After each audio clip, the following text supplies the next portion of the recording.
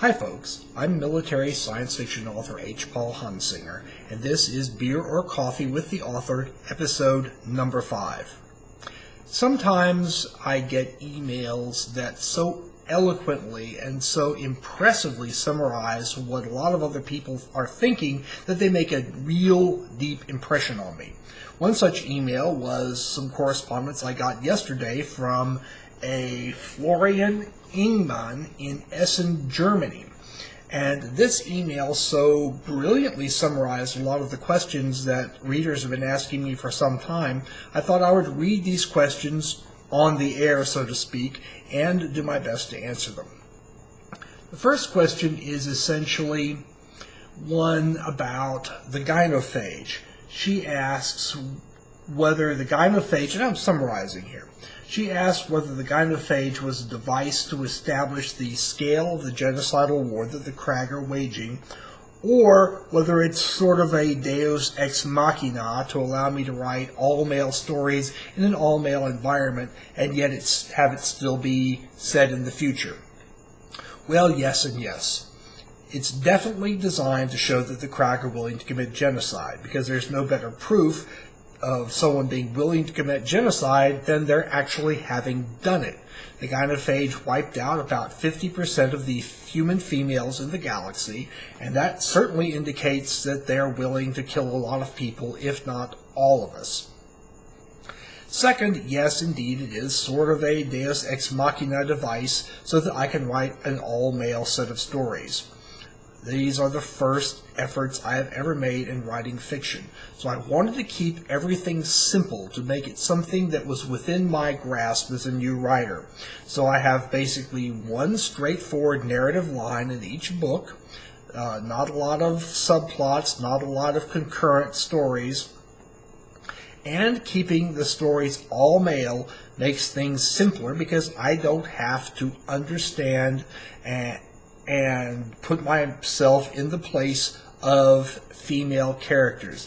We all know that men and women think differently from each other, and I just didn't want to strike a wrong note, to write something about what a woman would do or what a woman would say that people who know more about such things than I do would read and go, oh, that just doesn't do it, that's wrong. Just like a wrong note in the symphony, I didn't want to hit one. I'm thinking I will introduce female characters, maybe even in the book I'm writing now, but that will come when I feel like I'm ready and when the story basically tells me that it's time to introduce them. I'm a seat-of-the-pants writer, and the seat of my pants in the first 3 books told me I wasn't ready, and when they tell me now, then that's what I'm going to do. Second question is about the Krag. Basically, she observes that the Krag are told very simply in these first 3 books. There's not a lot of detail about them. And she wants to know whether they are an entirely homogeneous culture.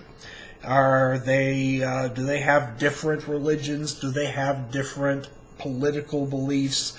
Are there opposition movements to the government that's in place? Or do I intend the Krag to be simply an irredeemably hostile species told sort of as a cartoon villain? Well, I want to assure you and all of my readers that I don't intend the Krag to be cartoon villains. I don't intend them to be some sort of stand-ins for a political principle. I'm not writing some sort of allegory. I'm not George Orwell. This is not Animal Farm. The Krag don't stand for anything. They don't represent anything. They are a realistic alien race fighting humanity to the death. As such, they have all of the complexity in terms of their society, their politics, their religion, their philosophy, their culture, their art, everything that is complex and interesting about human culture is also complex and interesting about Krag culture. They are as complicated as we are. They are as interesting as we are. They are as smart or even smarter than we are. There are worlds and worlds of stories to be told about what's going on with the Krag.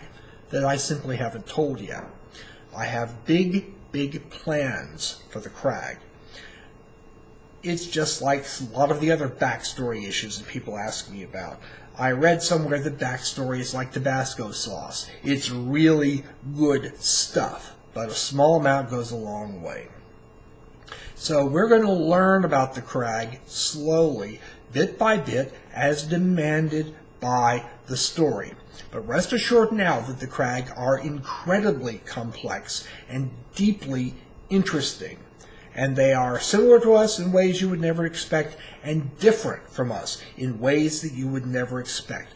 Just like you would expect any alien race to be, even though they share a great deal of our biology. The same is true with the Vach, the same is true with the Phalung, the same is true with all the other alien races that you're going to meet in these books. They are all going to be deeply, thoroughly developed. They're all going to have complex histories, complex backgrounds, and have all sorts of things to learn about them over years and years and years. No one is a cartoon, no one is a simplification, and no one is some sort of allegorical stand-in for a group here on Earth. I don't do that. I don't write these books, as I said in another video, I don't write these books didactically. Although, there are some little bits of my philosophy that leak through. This isn't symbolism, and I'm not writing Animal Farm. And the last question was basically, are there other religions or even secular Krag? The fact that they seem to have an empirical science that has allowed them to develop spacefaring technology at least allows for the assumption they are no strangers to scientific evidence and critical thinking. Absolutely. The Krag are masters of scientific evidence and critical thinking. There are divergent views about how they came to be in the universe, and there are divergent views about religion among the Krag. And there are people who are heretics, there are dominant faiths, there are faiths that are out of the mainstream. There are all sorts of complicated sets of beliefs that the Krag have. And we're going to learn about them and meet them as time goes by. So, I believe that's all the time I have for now. I hope you enjoyed the program. I hope you enjoyed learning a little more about the universe that these books are set in. If you have questions, feel free to email me at the address that's in the comment section down there. And I look forward to hearing from you. Thank you for viewing, and have a good day.